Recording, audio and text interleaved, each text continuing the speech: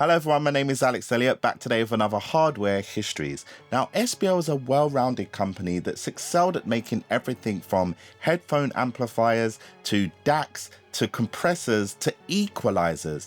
But to excel at making all of those things to a high level, there needs to be an understanding of that elusive term, musical, when things sound musical. Now, it's important to understand that the unique sound of a brand is their unique selection of the components that they place into their gear.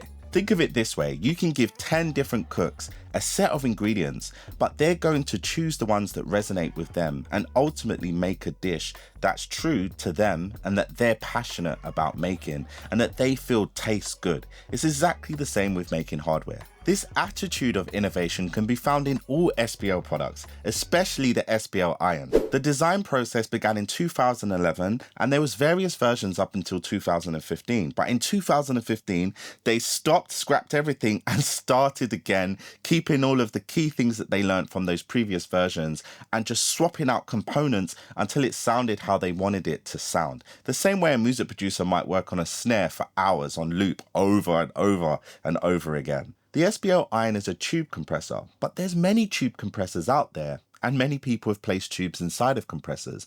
But to understand why the SPL IRON sounds so unique, we need to understand about SPL's 120 volt technology. To put it in the simplest term, electricity is the driving force behind this analog gear that we hear and love.